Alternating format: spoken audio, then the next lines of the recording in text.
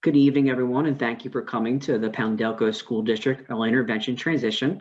We're going to quickly introduce ourselves. My name is Michael McCormick, and I am the Supervisor of Special Education for the Pendelco School District. Regina, would you like to introduce yourself?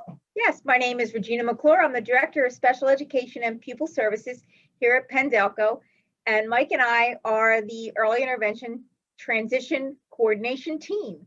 So when you come for your meetings, it will be Mike and I that you will be meeting with, along with other individuals from the district.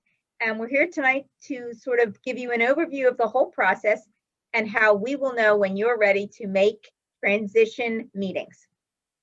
Thanks, Regina. And first and foremost, I want to welcome everyone to Pendelco. Thanks for taking time in your busy schedule tonight to make an appearance and learn about the transition process. For those of you that attended the early intervention night of the DCIU, there will be somewhat of a repeat of information as we did break out into breakout groups and talk about Pendelco, but we will answer some additional questions if anything arises, and also go take a deeper dive into how Pendelco moves forward with the transition process. So our first slide is just really talk about some acronyms that you may be familiar with in your work in early intervention, and then also ones we'll be discussing as we go throughout the PowerPoint tonight. The first, obviously, you're quite familiar with is DCIU. We'll be referring to the Delaware County Intermediate Unit. DNQ, referring to does not qualify. EI, in reference to early intervention. An IEP, which stands for Individualized Education Plan. A NOREP, Notice of Recommended Educational Placement. PDSD, the acronym for Pendelco School District. A PTRE, which refers to a permission to reevaluate. And RR, which refers to a reevaluation report. So we're talking about the Pendelco process. The first step is at this point, you should have received an intent to register. And I'll have a slide focusing on each of these yellow orbs here. The first spot is where you received the intent to register from the Delaware County Intermediate Unit Early Intervention. At this point, you should have received that. And in a second here, we'll go over the three options that you have to choose from. The next step is to attend the Pendelco Transition Night, which many of you are doing tonight. We thank you and appreciate that. Next is registering for testing, which we'll walk through as well, but it was also explained in our welcome letter that should have went out from the DCIU Early Intervention with the intent to register. And lastly, talking about the transition meeting process. A lot of words in this slide. I'm going to briefly summarize. This is the exact wording that you would have found on the intent to register. For anyone choosing option number 1, the DCIU will be sending the intent to register to the Pendelco School District. And that is basically saying option 1, that you intend to enroll your child in kindergarten for the 2021-2022 school year. And that allows DCIU Early Intervention to share associated documentation about your child, including the most recent IEP and reevaluation report with the district. Option number 2, in all likelihood, the IU will still send the intent to register because that will let the district know that you do not intend to enroll your child in kindergarten for the 2021-2022 school year, but instead are choosing to remain in early intervention for another year. If that's the case, you would not have a transition meeting at this time. However, you would re-engage in the transition process next year. Option 3 would not as well require a transition meeting, as you would indicate that you do not intend to enroll your child in kindergarten at this time. This is the wording on the document you would have received from the DCIU, and the majority of you, what we like to say from early, I'm sure they say in early intervention, and we like to say as a district, if you're unsure, we recommend checking option number 1. And the reason being is that you can change your mind. But if you don't check number 1, the district will not be prepared to present or be able to say whether or not your child qualifies for services. And if you change your mind later on without having checked number 1, the district would not be able to move through that process and be prepared for your child beginning the 2021-2022 school year. Regina, anything to add to that? Is that pretty much sum that up? No, I think that's good. The option number 3, just so parents are aware, kindergarten is not mandatory at age 5, which is why you can decide not to enroll your child in kindergarten and actually not have them return to early intervention either, because kindergarten is not mandated in Pennsylvania until age 7. Thanks, Regina. So the other things, you receive another document from a DCIU Early Intervention. It talks about district options. There are 3 options that districts have. One of them is to adopt the EI preschool IEP for school age services. The second is to adopt the EI preschool IEP with revisions. And the third is to conduct a reevaluation. Conduct a reevaluation is highlighted because the vast majority of students that enter the Pendelco School District from early intervention are reevaluated.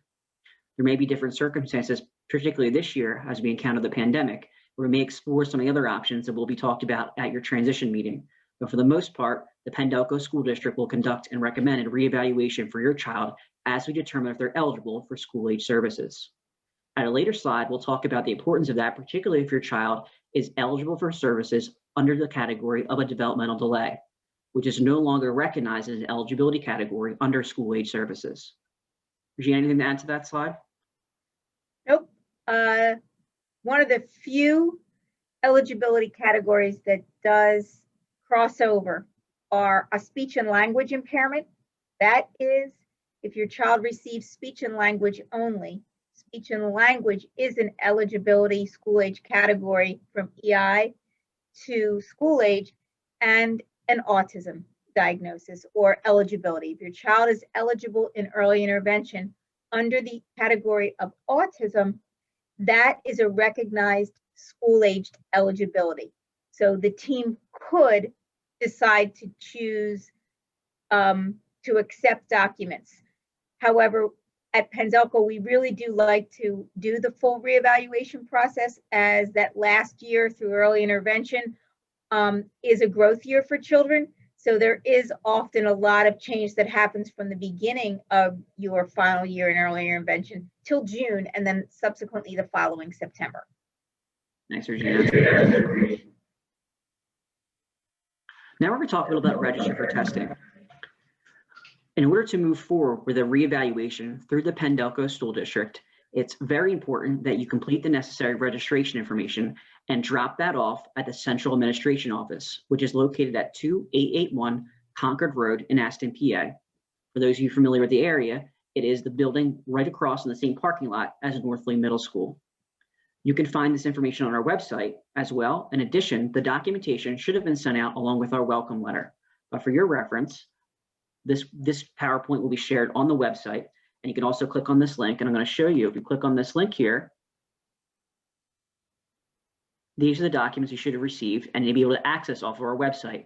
It's important that this information is filled out so that it allows the district to send you a PTRE or permission to reevaluate, should that be suggested and recommended at the district level at your transition meeting. So these are the forms you would expect to see. It walks through the kindergarten testing only forms. One of the things you will hear us remind you of at the transition meeting and also tonight, it's very important to keep in mind that registering for testing and registering for kindergarten are two separate registration processes. Registering for testing allows the district to assess your child and reevaluate your child, determine eligibility for school-age special education services. However, that does not automatically mean that your child is now registered for kindergarten. You will still need to pay close attention to the district website beginning in February in order to make sure that you are following through with the registration process for kindergarten for the 2021-2022 school year. Here's the second page of student information. And finally, continuation of that. Once again, this information should have been mailed out in the welcome letter from the DCIU early intervention. However, it is also accessible on our website. Mike, can you let the families know that later on in the slide, there will be a way to schedule and have your early intervention transition meeting? I don't want the families to necessarily think they have to register for testing prior to us having that transition meeting.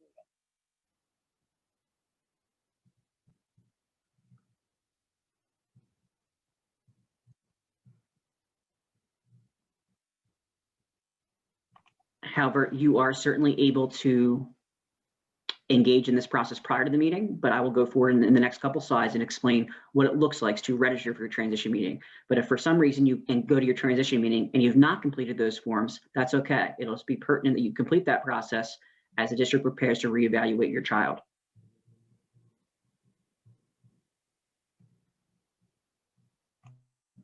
Now we're going to talk about the transition meeting process. The Pendelco School District will arrange a meeting to review your child's current programming. What triggers this process is the receipt of the intent to register. When we receive the intent to register, you'll receive communication from our office indicating which of the elementary schools your child would be attending, whether that's Aston, Coburn, Parkside, or Pennell. On our website, there's a link to sign up for a transition meeting schedule. The important part about knowing what building your child would attend in the Penn-Delco School District is that the meetings are organized by school. So when you click on this link, you'll be brought to a Sign Up Genius. On the Sign Up Genius, you can scroll down and you'll see the available slots and times to sign up for an early intervention transition meeting. If for some reason you are looking at these dates and a date is absolutely not available, you can reach out to our district office and we'll try to work with you to schedule a time that's convenient for you and your family. On the left-hand side, you will see the building. So for those attending Aston Elementary School, you would see dates available for Aston and potential sign-up slots. If you scroll down further, apologize, my computer is moving a little slow. You will see Parkside and the remaining elementary schools and associated sign-up times. Once again, this is on our website and will be sent to you once we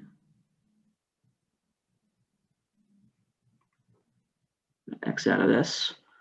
Not sure what this is. There we go. Regina, can you still see everything okay? I don't know what that warning was. Make sure we're still. Yep, we are still good. Okay. So again, that link is on the website. And what triggers this process is the intent to register. If you do not complete the intent to register, which allows the district to be aware of your information, this process will not move forward, which is part of the reason why we explain that piece first, because the IU sending the intent to register is the indicator that our district is aware of your child and able to proceed with the transition meeting. Now we're going to talk a little about the reevaluation process. For those familiar with early intervention, the evaluation or reevaluation process you went through for early intervention is very similar in school-age services. The first thing that happens is after you register for testing, which we previously described, we would issue you a permission to reevaluate.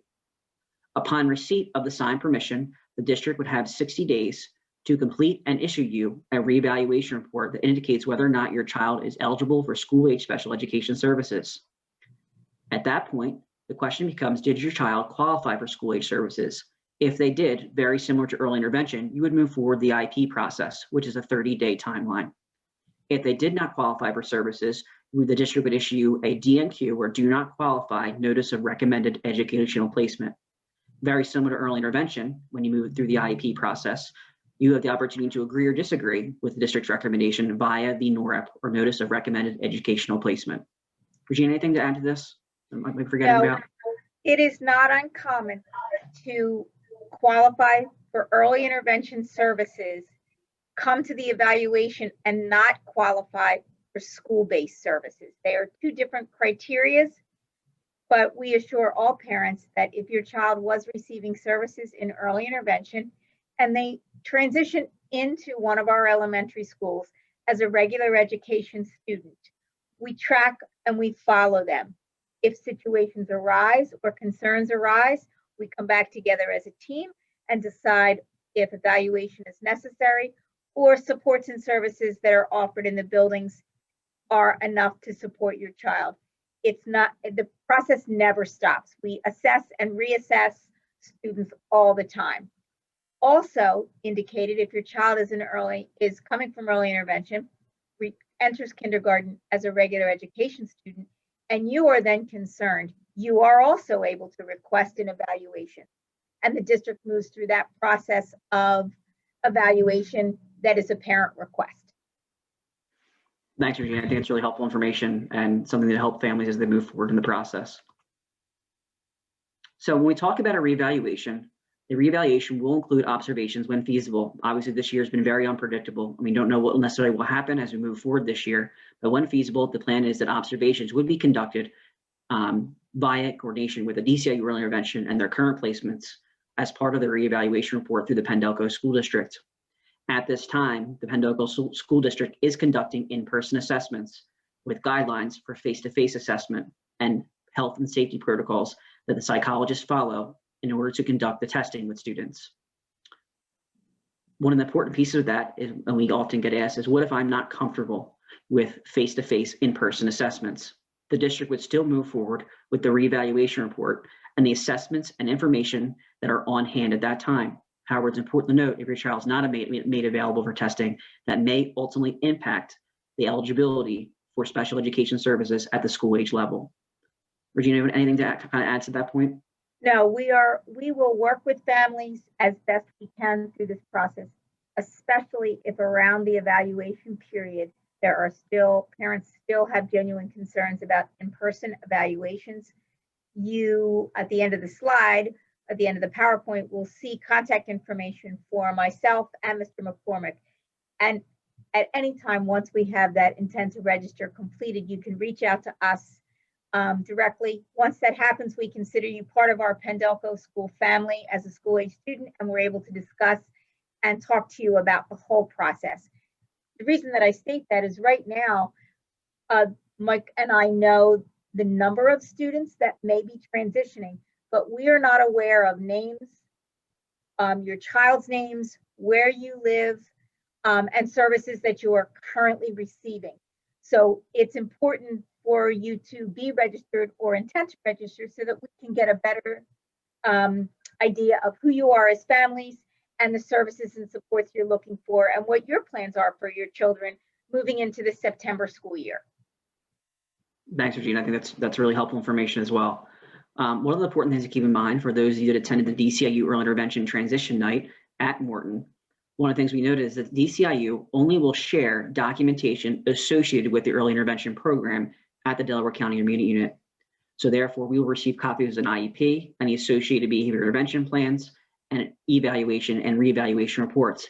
However, if there was any documentation, outside reports, or information that was outside the early intervention program, that the DCIU will not share that information with the district. So as you move forward with the reevaluation process, it's important that you gather any information pertinent to your child via outside reports that you'd like to share with the district and send those to us and to our office, as these are not documents that the DCIU Early Intervention Program would send to us themselves.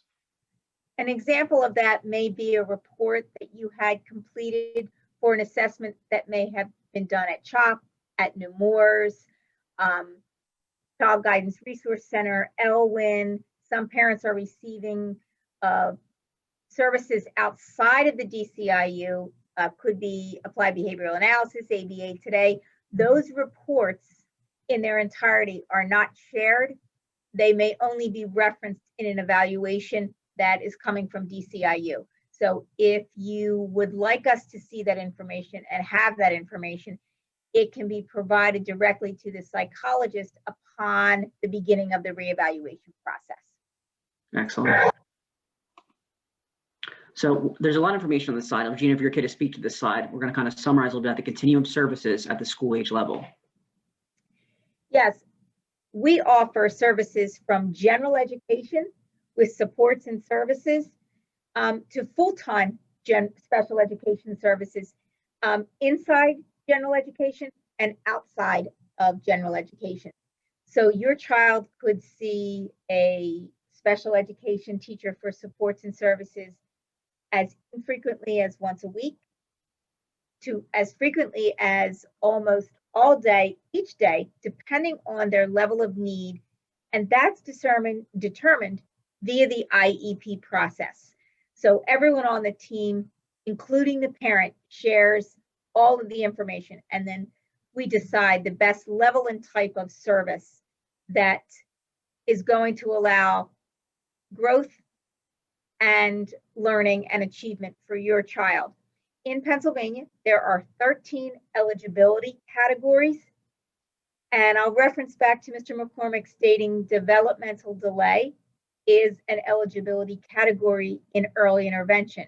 But in school age, that is no longer an eligibility category. So we service here in the district all 13 categories.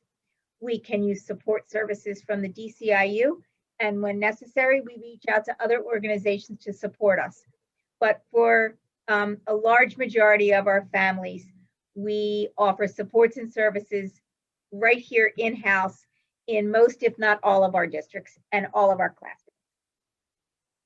Thanks, Regina. So Regina gave reference to the 13 categories. Here there are. I keep them on the screen for a second and I'll read them through. There is specific learning disability, which you'll hear the acronym for SLD, other health impairment, autism spectrum disorder, emotional disturbance, speech or language impairment, which Regina gave reference to before, which is something you would see also at the early intervention level, visual impairment, including blindness, deafness, hearing impairment, deaf blindness, orthopedic impairment, and intellectual disability, traumatic brain injury, and multiple disabilities.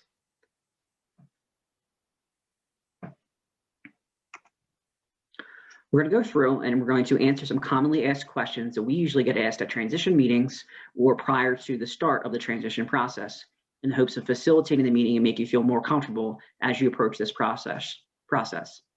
What if I go through the reevaluation and or IEP process and decide that I'd like my child to remain in early intervention for another year? The beauty of selecting option number 1 on the intent to register is that it doesn't commit you to that decision. You can change your mind up to the start of the first day of school. So one of the benefits, and what EI may tell you, is the benefits of going through with the evaluation process with the district or moving forward through the transition process is, even if you're unsure, when the district goes heads and makes a recommendation based off an evaluation report, should your child qualify for services, you can compare what the district's offering to the current services that are offered through early intervention and make a future decision based off of the information you have in front of you.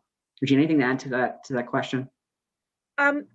No, often parents may find their child eligible for services in school, but feel developmentally that they're just not ready to enter them into kindergarten with the kindergarten expectations, and they'd like an additional year of growth in many areas. Could be academic, could be social emotional, could be that they're often, this will occur if your birthday is what they call late or summer birthday, when they just don't want to see their child entering kindergarten right at the turning of age 5, and they just want to give it a little bit more time.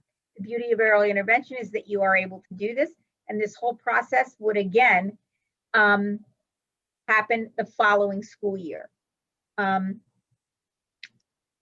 If you decide to remain in early intervention another year, the IU, you let the IU know that that is your intention, and then they program for your child for 1 more year. It really is your decision at that point. One of the good things is you might decide, you go through the evaluation process and your child qualifies for an IEP, and you're going to have them come to kindergarten and you register for kindergarten. And the beginning of August, you're really not sure your child is ready. You can change your mind, call the IU and tell them you'd like to reconsider and have them remain the following year for early intervention, or vice versa. You could decide that you're going to remain in early intervention, tell the IU and the school that you now want to register for kindergarten as late as a few days before kindergarten begins. Our doors are always ready and open to meet your child where they are the time they arrive. Thanks, Regina. I think one of the methods to refer to, if you're asking, how do I inform the DCIU early intervention if I change my mind and would like to stay in kindergarten, or if I know, or in early intervention, and you know now that you'd like for your child to remain in early intervention, you can indicate that on the intent to register that they would have sent out to you. You would have not selected option number 1, and you would have selected option number 2, which indicates you choose to remain in early intervention, but are electing to share basic demographic information with the district, or option 3, that you do not plan on registering your child for kindergarten. Regina spoke very elegantly to some of the next couple of questions we are going to speak about, which is, you can change your mind at any point in time up to the first day of school. With that said, part of the reason why we encourage parents to check option number 1 is that even if you change your mind, and maybe if it's in the reverse then, maybe you've decided that you want to go through early intervention, you want to stay, but then you change your mind, you go to the district. If you would have checked option number 1, the district would have proceeded with their recommendation and transition meeting. So that way, if you change your mind, the district is ready, willing, and prepared to meet your child's needs. I'm going to go ahead to the third question, was how do I decide whether I should remain in EI for another year or proceed to kindergarten? It's one of the most commonly asked questions, and Regina already alluded to that, which really is your decision. Some of the common things that parents ask about is in making a decision, and some of the factors they consider. Regina also kind of spoke about that the educational and instructional components. At early intervention is very much play-based learning. When you get to, if you feel like your child is now beyond that skill level and ready to move forward with the kindergarten curriculum, those are some of the things that parents take in consideration. In addition, some parents feel it's very important for their child to remain with their cohort and have a close group of friends that they would like their child to follow through school with. And that is something that may impact their decision. One of the things we could often get asked, and this will come up in another question, is my child's not toilet trained. Can they still arrive to kindergarten? One of the things we like to say is the districts need to be prepared for your child. Your child is not prepared for the district. So if your child's not toilet trained, that's something, if they should qualify for special education services, that the IEP team will look to address and support your child with. So it is not a barrier to your child enrolling in kindergarten for the 2021-22 school year. Regina, anything else to add to that? No, I will say we get asked very frequently if we have full day kindergarten. Penn-Delco School District does not have full day kindergarten. We have a few selected special education programs for our complex and needy learners that are full day, but they are qualified for based on the evaluation process and if your child needs that level of intense support. And that's all discussed at the IEP team meeting. And our last most commonly answered questions is there transportation at Penn-Delco School District for kindergartners? And in the Penn-Delco School District, we do not transport kindergarten students.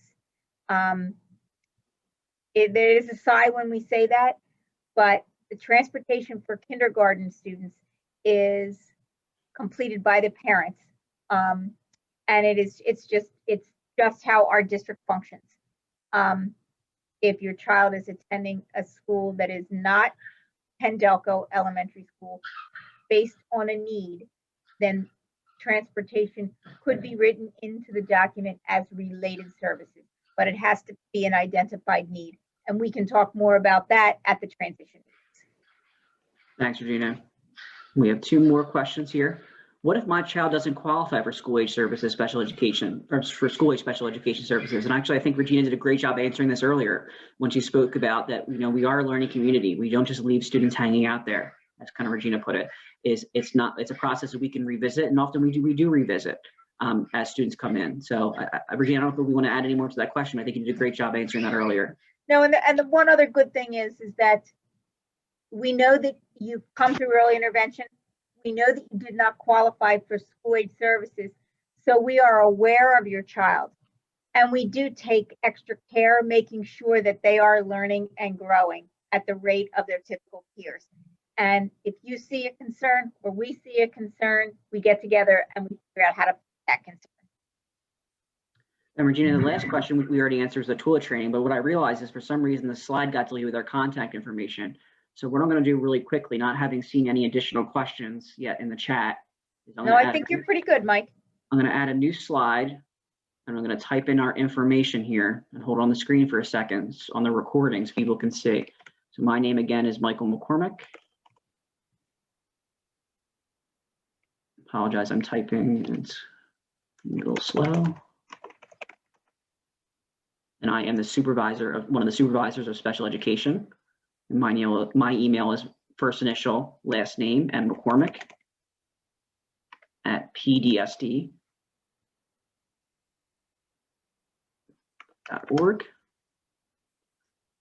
And then we have Miss Regina McClure, who is our director. Sorry, Mike. As he's typing my email address, I'm also going to let you know I'm going to add the extension to our secretary, Miss Sandy Alec. I refer to her as Saint Sandy. She takes care of all of our early intervention needs, takes care of all of our families. And I'm going to add her extension, which is 1350 here at Penn-Delco.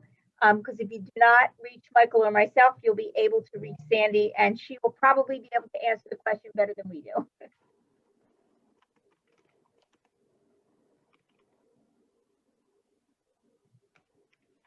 So what I'm going to do is I'm going to hold this up on the presentation for a second. So if anyone would like to write this information down before we end the presentation, you can. So again, I'm Michael McCormick. My email is mmccormick@pdsd.org. We have with us our Director of Pupil Services and Special Education, Regina McClure. It's rmcclure@pdsd.org. And lastly, Regina gave reference to our lovely Secretary, Sandy Alec, who's one of our point people for early intervention. And she's a great point of contact. For some reason, you can't get hold of us. And this is the number we recommend calling at 610-497-6300, extension 1350. And if you can't find the PowerPoint slides with our names, we are right on the district main website under Special Education Pupil Services, and you can find all of our contact information there as well. Well, it looks like we don't have any other questions. So I thank everyone for getting on tonight. Once again, this video has been recorded and we posted on our website. Thank you, everyone, for attendance, and we hope that you have a great evening. Thank you, everyone. We'll be seeing you soon.